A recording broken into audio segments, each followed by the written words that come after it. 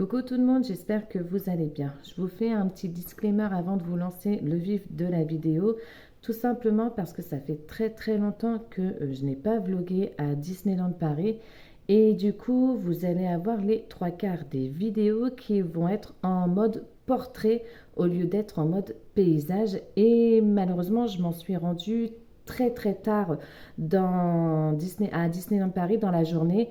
Donc du coup j'ai essayé de rattraper certains trucs en mode paysage, mais j'ai pas pu tout rattraper. Donc du coup vous allez avoir des passages en portrait, des passages en paysage. Faut pas vous inquiéter, il faut juste que je reprenne le rythme, on va dire, de vlogger à Disneyland Paris. Donc du coup maintenant je vous laisse avec le vif de la vidéo et bon visionnage. Coucou tout le monde et bienvenue sur la chaîne, j'espère que vous allez bien. Aujourd'hui on se retrouve dans un contexte un peu particulier, je suis dans ma voiture et on va direction Disneyland Paris car comme vous le savez de nouveaux rebondissements ont été faits ces derniers jours et oui, les Walt Disney Studios ont pris une retraite bien méritée pour laisser place à Disney Adventure World. Alors du coup je vais aller découvrir tout ça. Pour moi ça sera dans 2h30, 2h30 de route quand même, et pour vous avec la magie du montage ce sera maintenant. Générique.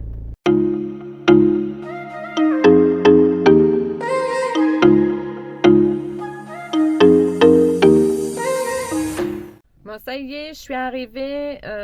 Donc, du coup, là, on attend qu'ils ouvrent le parking à 8h. Et du coup, franchement, je suis hyper excitée de pouvoir enfin découvrir cette extension de malade. Même s'il est vrai que ce que j'ai envie de découvrir le plus, bien évidemment, c'est le land de la Reine des Neiges qu'on attend avec impatience depuis 8 ans maintenant que l'annonce a été faite.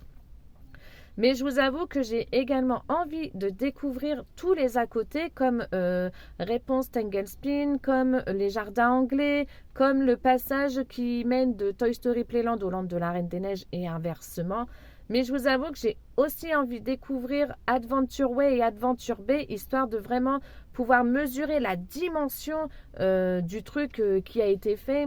Donc franchement, je vous avoue que j'ai vraiment hâte de découvrir cette extension de malade.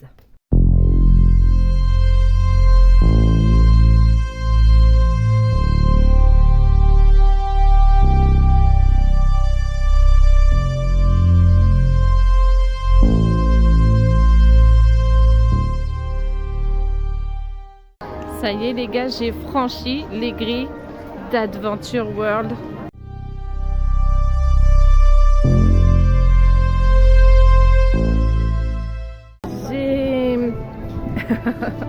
C'est dur là.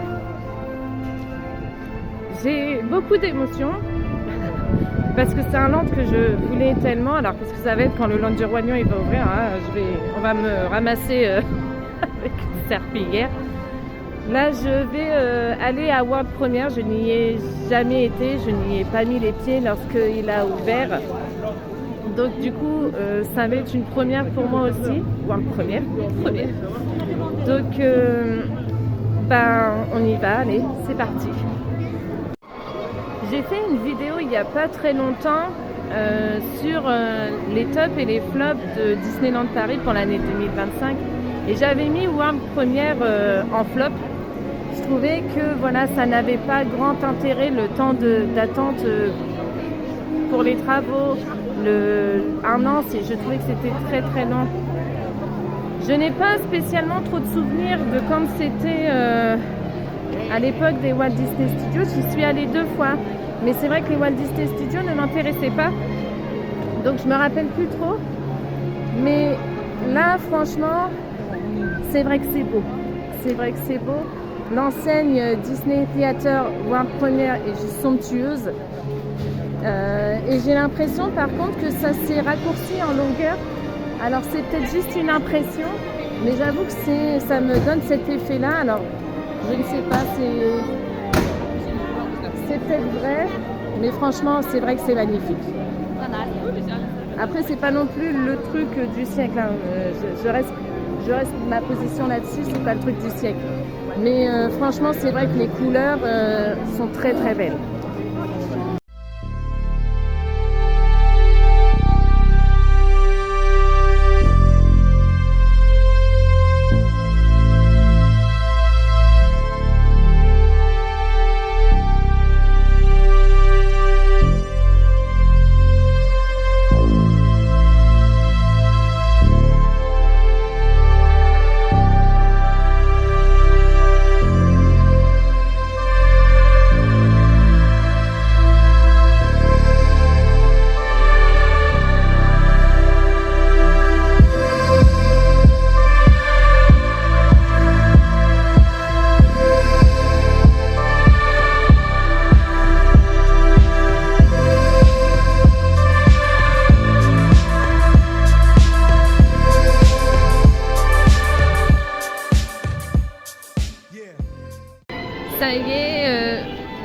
enfin franchi le pas de Adventure Way.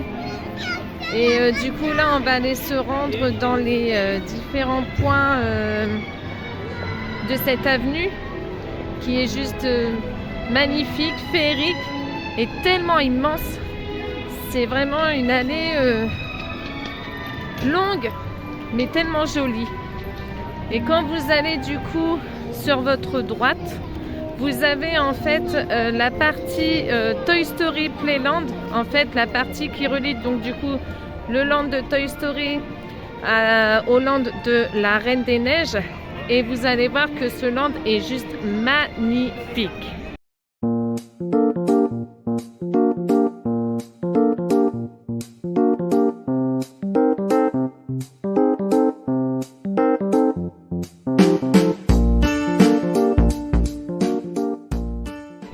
Donc ces fameux bancs là, en fait ce sont des bancs qui sont réalisés à partir de bâtonnets de glace. Donc c'est pas des vrais bâtonnets de glace, hein, mais c'est le style de banc en fait qui est recherché. Ça vous donne des bancs avec cette forme de bâtonnet de glace, c'est juste ultra beau et les couleurs sont magnifiques. Vous avez, et là on peut le voir, deux nouvelles grandes figurines, une de Woody que je vais aller vous montrer juste après et une de Jessie. Et pour petite info, ces deux figurines, ces deux statues plutôt, sont comme celles de Buzz, parlent en français et en anglais.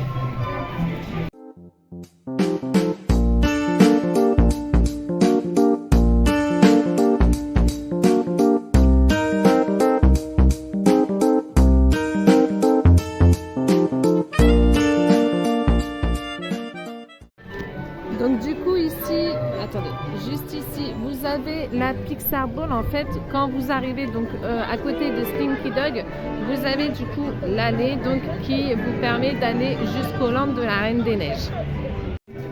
Ensuite, on va repartir direction donc Adventure Way pour découvrir un petit peu toute l'immensité de ce qu'il peut y avoir.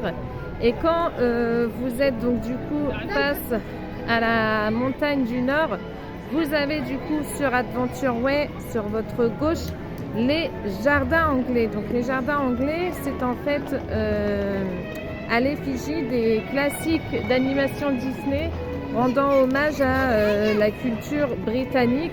Donc vous avez ici, vous allez le voir, une figurine sur, une statue pardon, sur Peter Pan, une sur Winnie l'ourson et une sur Pongo et deux de ses chiots. Donc je vous emmène.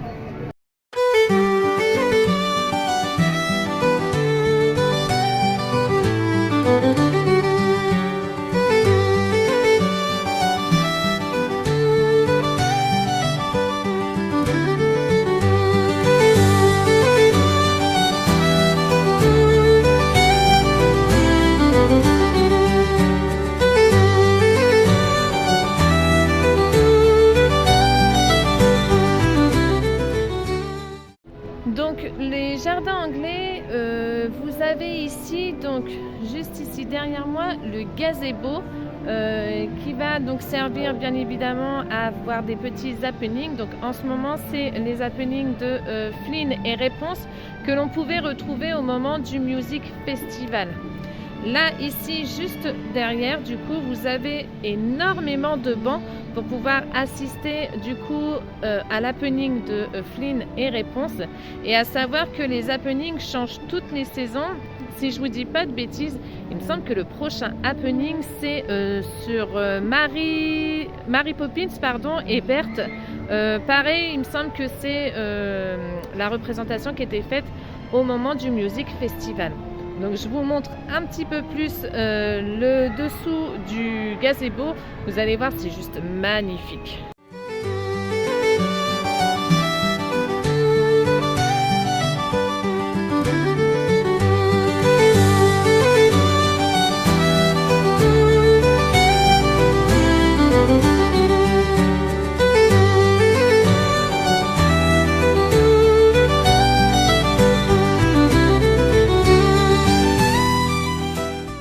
Alors, pour en revenir au jardin anglais, très sincèrement, je pensé en voyant le concept art que ça allait être beaucoup plus grand.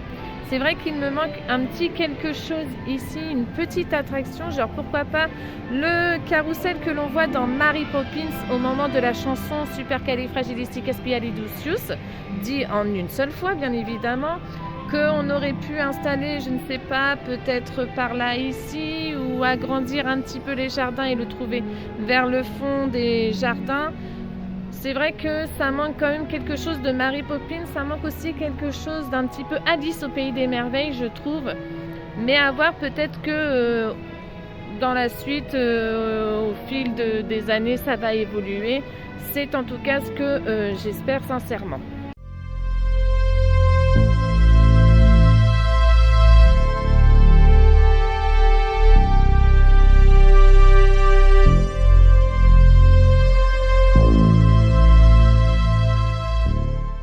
Alors du coup ici derrière moi c'est l'attraction là-haut qui est actuellement en cours de construction et qui devrait être terminée normalement pour cette fin d'année 2026. Donc un beau cadeau de Noël je pense. Et les palissades j'avoue sont vraiment magnifiques et franchement ça change vraiment des palissades vertes qu'on a pu connaître à l'époque où c'était les Walt Disney Studios. Je vais vous montrer un petit peu les palissades, vous allez voir, c'est juste magnifique.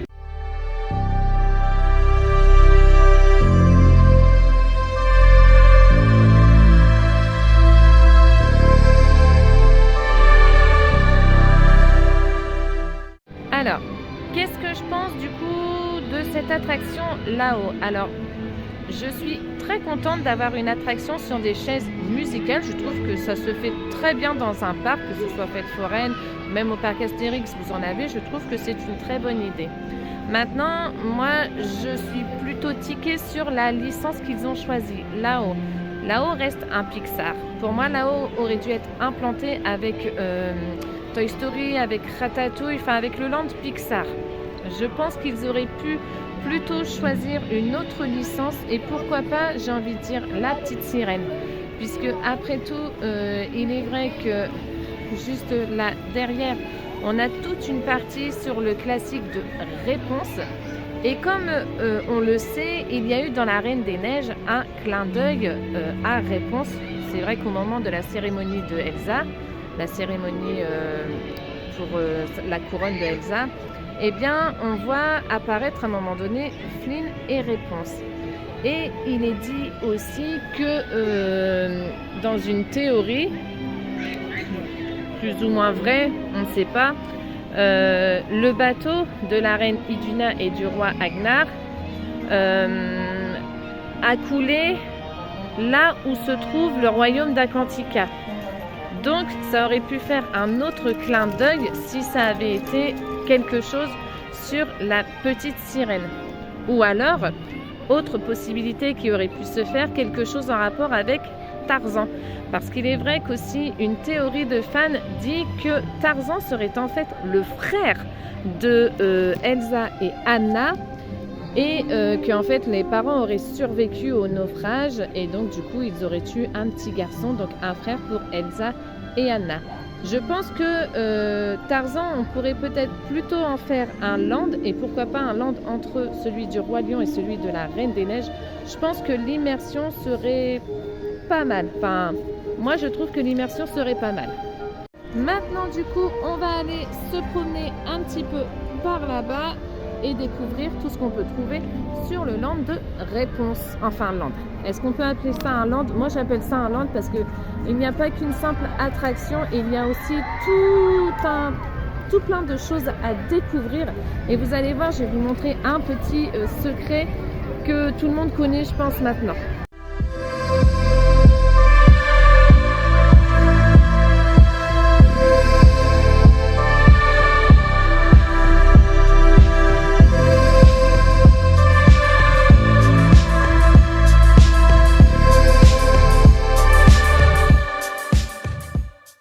Donc ici, sur le land de Réponse, vous avez un grand espace où vous pouvez vous reposer. Il y a énormément de bancs si vous êtes fatigué. Je vais vous montrer et vous parler un petit peu de ceci. Comme vous le savez, il y a petit lac, juste ici. Un petit lac qui est très propre parce qu'on voit le fond, donc c'est qu'il est très propre. Et juste à côté, vous avez cette barque. Donc, cette devait de base accueillir les personnages de Flynn et Réponse, ainsi qu'une lanterne au milieu entre deux. Les animatronics, il me semble qu'ils avaient été installés, enfin les animatronics, les statues on va dire, il me semble qu'ils avaient été installés il y a quelques temps et il me semble qu'ils les ont retirés pour ensuite mettre du coup cette lanterne et la fleur aux pétales d'or de Réponse. Moi je trouve que c'est un petit peu dommage parce que je trouve que ça enlève un petit quelque chose de Disney. J'avoue que j'aurais préféré avoir les statues plutôt que ça, même si ça reste très joli, attention, ça reste vraiment très très joli. Mais les statues, je pense que ça m'aurait rendu beaucoup plus le truc féerique. Ça ne reste que mon opinion. On va aller voir du coup le gazebo. Vous allez voir, il est juste trop beau et le symbole de Réponse, donc le soleil, est vraiment omniprésent. Yeah.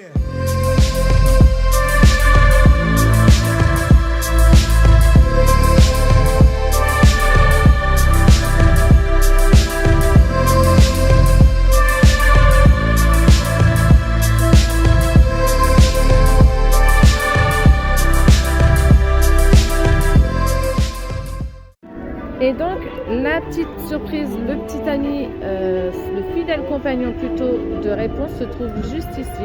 Donc vraiment à l'endroit du gazebo, vous allez là sur la gouttière et il est juste en bas.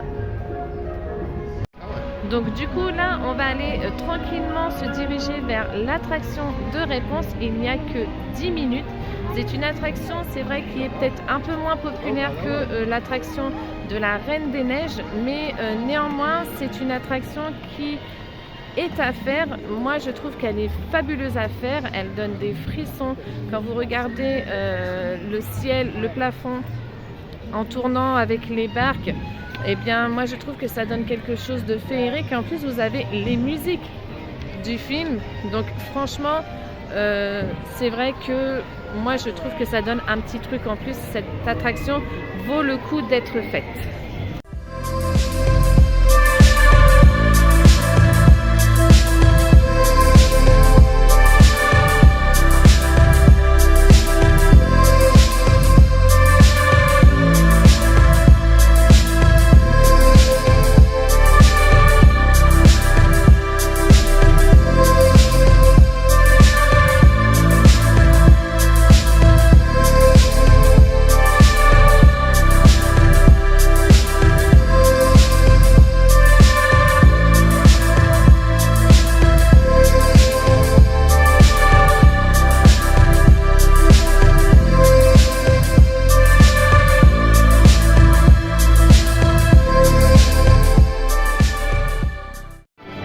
Alors là, je sors donc du coup de l'attraction de Réponse qui, moi, m'a vraiment plu.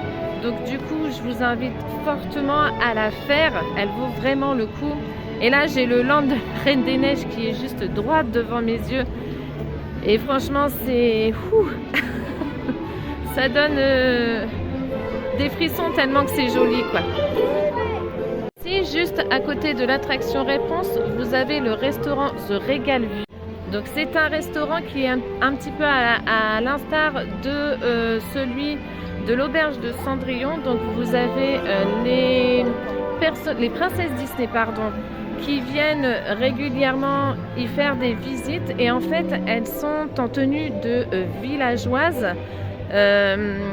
C'est justement le thème de ce restaurant, c'est que les princesses Disney viennent pour se reposer, pour se relaxer ici et elles sont du coup en tenue de villageoise.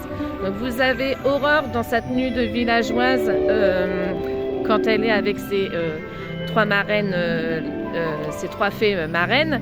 Vous avez Ariel en tenue bleue quand elle est avec, quand elle va au marché avec Eric.